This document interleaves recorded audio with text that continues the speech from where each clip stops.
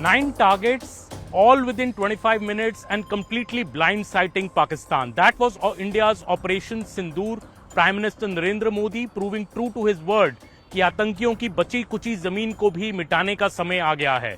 But there are deeper meanings to Operation Sindoor, especially the way the targets were selected and how the targets were attacked, including Bhavalpur, which is nearly 100 kilometers inside Pakistan, and all these strikes happening from our side of the border shows India's increased capability of totally changing the game, isn't it, Arunima? Yes, and we're coming to you from the Raisina Hills. Over the last 15 days, ever since the dastardly Pahalgam attack happened, Raisina Hill has been abuzz. On our left and right, North Block and South Block, and also the Prime Minister's office, the Rashtrapati Bhavan, this has been the center of numerous meetings that were conducted. There was an attempt made to showcase, even though the Prime Minister said that we have given the military a free hand to decide when they want to avenge Pahalgam, how they want to avenge Pahalgam. But over the last 15 days, a sense was given that we are taking our own time. However, when our missiles struck Pakistan, it was complete destruction of Bahawalpur, it was complete destruction of Muridke. One thing that I do want to point out, Aman, is that, this was different from the way we saw Uri. This was different from the way we saw Balakot.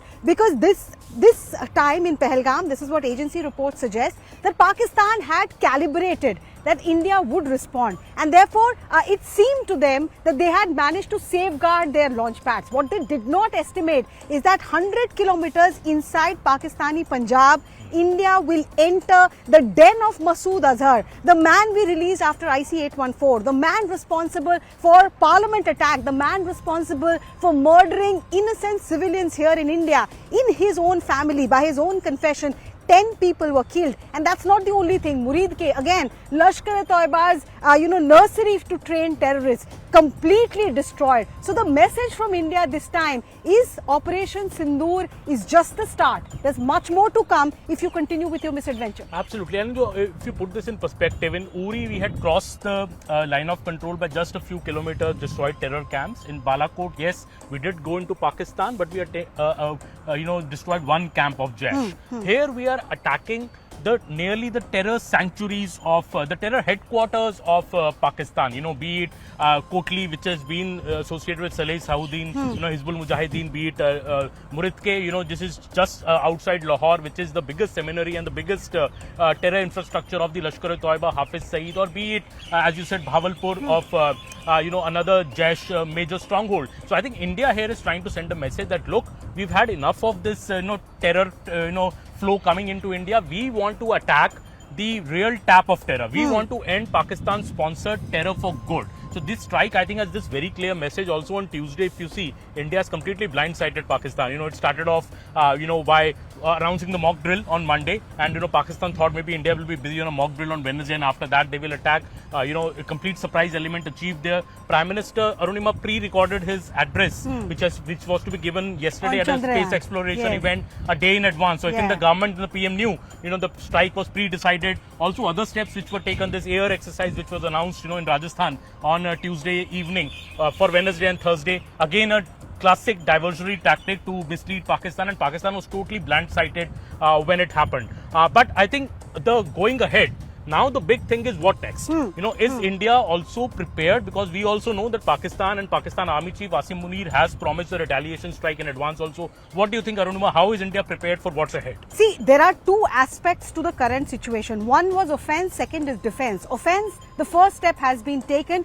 These places which were targeted by the Indian Army, by the Indian Air Force, and I do want to point out here one of the places, which is Gulpur and Kotli. This is the terror camp which is believed to be the training ground for all the attacks that have happened in Rajouri and Poonch. There was an army vehicle that was attacked there April 28, 2023. Then there was the Riyasi attack as well. So this is the module in Gulpur which was training. For all you know, in the NIA's investigation might also throw up that the Pahalgam masterminds perhaps got their training there as well. But when you ask what next, I think the mock drills and the Ministry of Home Affairs, and we are coming to you once again to emphasize where we are coming to you from, Ministry of Home Affairs is keeping a very close eye on what next in terms of defense. There is the National Civil Defense training, the mock drill that is going on all across the country. Chief Ministers of Gujarat, Punjab, Rajasthan, Uttarakhand, Uttar Pradesh, Sikkim, West Bengal, all of them have been told to be on high alert. A, to ensure that the civilian is protected. B, to ensure that if on social media anything provocative, anything misleading is being put out, then you should remove it. So the civilian population is also being prepared, because the assessment, Aman, is that Pakistan is not going to sit quietly.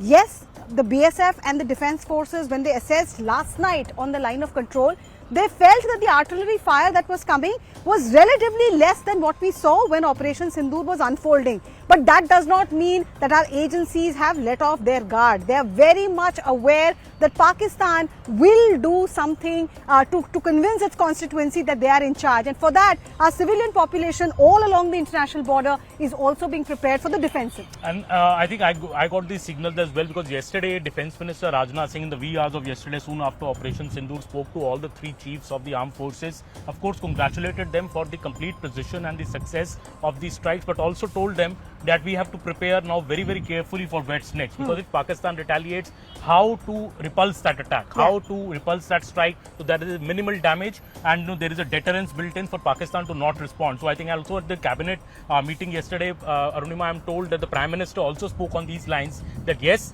we have done a great job. I congratulate everybody. All our government has done a great job. The armed forces have done a great job. But no, coming next, we can't rest on our laurels. We have to be doubly cautious now, because we are now await a Pakistan retaliation. So we have to ensure that our civilians are not at the receiving end of the same. And already yesterday, you know what has happened in Poonch, and we have 12 civilians dead in Pakistani shelling from across the border after Operation Sindoor. So it's very ironic that while India has gone and destroyed terrorist infrastructure in Pakistan is targeting our civilians across the border, especially a Gurdwara in Poonch, which has been attacked, where 3 Sikhs have died, which has created a lot of anger amongst the Sikhs in the country as well. So I think what happens next, the government is very well prepared. And how do you see Pakistan? What do you think Pakistan is going to do? Like, are they going to strike immediately? It's all speculation, but what do you think the government assessment is? So two things. Government assessment is, after Operation Sindoor, they thought the next 48 hours are going to be very critical. So 24 hours have passed. The next 24 hours, again,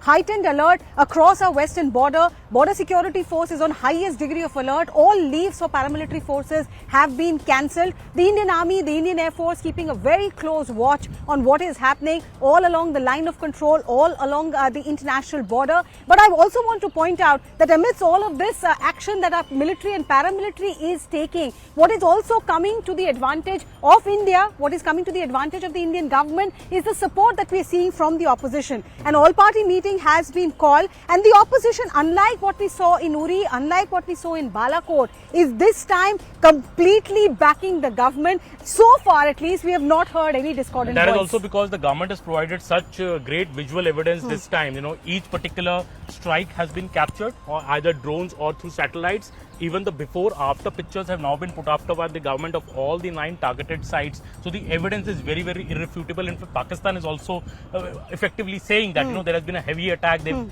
themselves, I think, admitted 26 to 32 deaths. So of course, it's a big, big strike. There are really some in the opposition. I see some usual voices like Imran Masood saying, "Kitne mare hain? Pura count batao." But I think since yesterday, the opposition has been on one page so far, and I think this is not just a army, not just a strategic win for the government, maybe also a political win to get everybody together, because in the Pakistan Assembly still both sides don't seem to be together, the PPP and Shehbaz Sharif's party. But diplomatic win also, I would say, the way Indian government has managed to get, yes, we are hearing that odd voice from Turkey, the odd voice from China, but overall Indian government has the support that we have acted under the UN Charter. The UN Charter is very clear. You have the freedom to act against terrorists. Like you said, we have provided evidence to show that these were terrorist camps.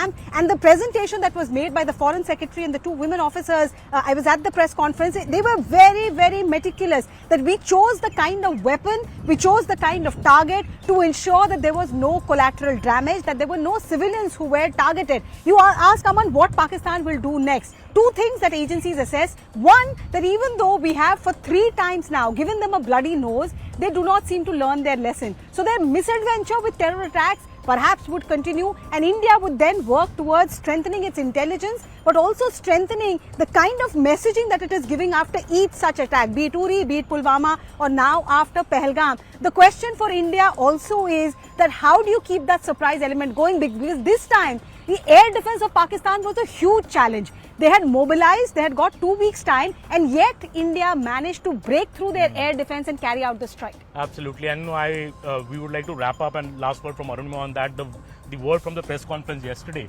where the lady officer from the Indian Air Force very categorically said that this Indian attack was de-escalatory in nature, but if Pakistan chooses to retaliate, we will make it worse. India will make it worse. I think that's a dire warning to Pakistan, and I think that is the note at which Pakistan will have to choose what it has to do. Yes, they can carry on making the odd noises because they have to cater to their own constituency. But the fact is, India has avenged Pahalgam, and the voices that we are hearing from the survivors, from the victim family, gives government that confidence that indeed some measure of justice has been done. Pakistan will be starved of water supply also, and that is another perhaps deterrent for them. But the question is, will the neighbor learn its lesson?